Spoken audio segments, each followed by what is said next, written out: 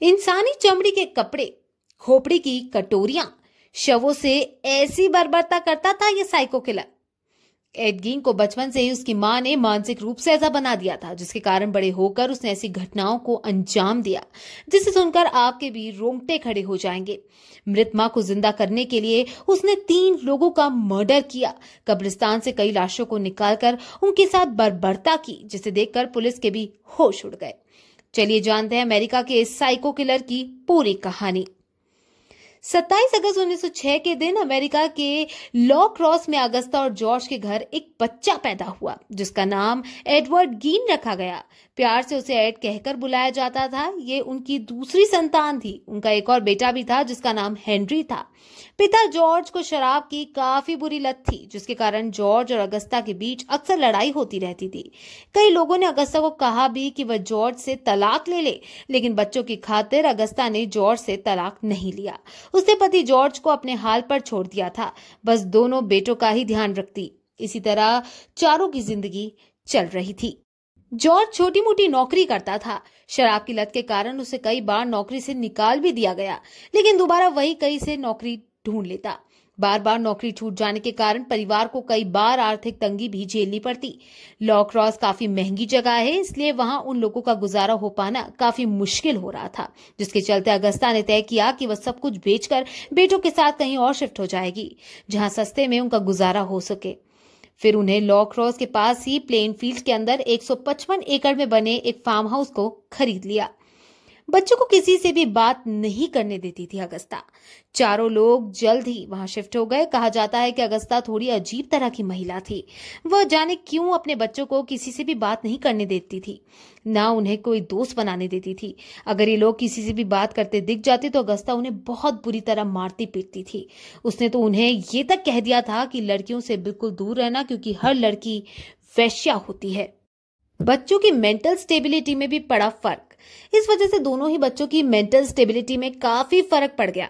दोनों स्कूल में भी किसी से बात नहीं करते, यहाँ तक कि स्कूल के टीचर और अन्य बच्चे भी दोनों भाइयों की हरकतें देख उनसे बात नहीं करते थे।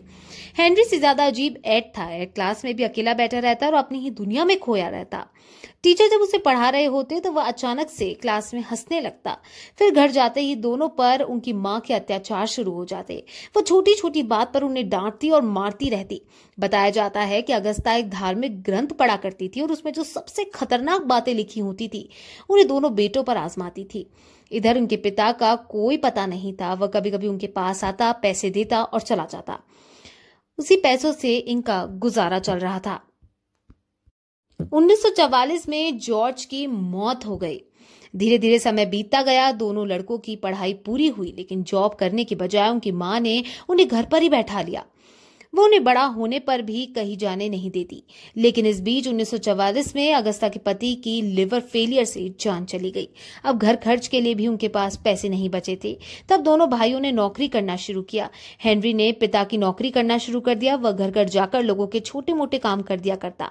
वहीं एड ने बेबी सिटर की जॉब शुरू की। वह घर घर जाकर छोटे बच्चों की देखभाल करता। तभी एड को पता चला कि उसके भाई का अफेयर एक सिंगल मदर के साथ शुरू हो गया है, जो कि तलाकशुदा थी। इसी के चलते हेनरी ने घर आना भी काफी कम कर दिया था।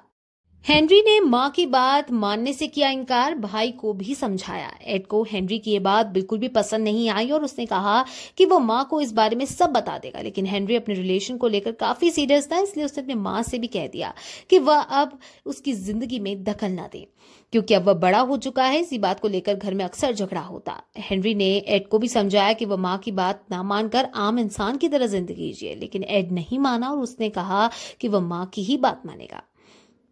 हेनरी की मौत, पुलिस ने बरती लापरवाही।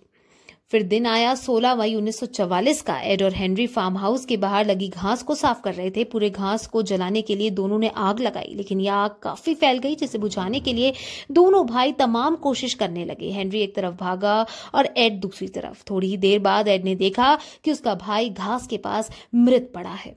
वह भागकर पुलिस स्टेशन गया। उसने पुलिस को बताया कि आग बुझाने के चलते उसके भाई की जलकर मौत हो गई है। पुलिस ने जब जांच शुरू की तो पाया कि हेनरी कहीं से भी नहीं नहीं जला है। उन्होंने एड और उसकी मां से एड से सख्ती से पूछताछ की तो दोनों ने मामले को दबाने की कोशिश की और कहा कि हमारे घर का मामला है, कोई बात नहीं, हम इसे देख लेंगे। यहाँ पुलिस ने भी लापरवाही दिखाई और शव का पोस्टमार्टम करवाए बिना ही उन्हें सौंप दिया और मामले का दर्ज भी दर्ज नहीं किया। 1945 को अगस्ता की हो गई मौत। समय बीता गया, फिर 29 दिसंबर 1945 में एक दिन अगस्ता की हार्ट फेलियर से मौत हो गई। अब परिवार में सिर्फ एड ही बचा था। एड अकेले 155 करोड़ के फार्म हाउस में रहने लगा, लेकिन मां की मौत का सदमा वह बिल्कुल भी बर्दाश्त नहीं कर पाया था। वह डिप्रेशन में जाने लगा था। उसने फार्म हाउस के हर उस कमरे को बंद कर दिया जहां जहां उसकी मां ज्यादा समय बिताती थी। घर के हालात ऐसे हो गए थे कि हर जगह सामान बिखरा पड़ा रहता था। घर में बदबू ही बदबू थी और यहां तक कि हर सामान में कीड़े पड़ गए थे। दुकानदार ब्रेनेस अचानक हो गया लापता। कुछ दिन तो एड मां की याद में रोता रहा। फिर उसने सोचा कि अब जिंदगी तो जीनी ही है। फिर उसने हॉरर कॉमिक्स पढ़ना शुरू किया। वह पहले से भी ज्यादा अजीब हो चुका था। इसी तरह उसने 12 साल निकाल दिए। फिर आया 16 नवंबर 1957 का दिन। प्लेनफील्ड का एक दुकानदार ब्रेनेस वार्डन अचानक अपनी दुकान से गायब हो गया। 2 दिन तक जब ब्रेनेस का कुछ पता नहीं लगा तो उसके बेटे ने पुलिस को इसकी सूचना दी। पुलिस ने जांच शुरू की तो कुछ लोगों ने बताया कि उन्होंने अंतिम बार उन्हें अपना ट्रक ले जाते देखा था। एड के घर पहुंची पुलिस ने दुकान में रखे विजिटर रजिस्टर को देखा तो आखिरी नाम उसमें एड गीन का लिखा था। उसी के पास पुलिस को कुछ खून के धब्बे भी दिखे। पुलिस फौरन एड की फार्म हाउस पहुंची और जैसे ही उन्होंने बेल बजाई, एड ने दरवाजा खोला। पुलिस ने उसे पकड़ लिया और उसे थाने ले आई। उन्होंने पूछा कि तुम ब्रेनेस की दुकान में क्या लेने गए थे? एड ने बताया कि वह बस कुछ सामान खरीदने गया था, फिर वापस आ गया। पुलिस को एड की बातों पर विश्वास नहीं हुआ और उन्होंने उसके घर का सर्च वारंट निकलवाया और उसे तब तक के लिए जेल में डाल दिया। फार्म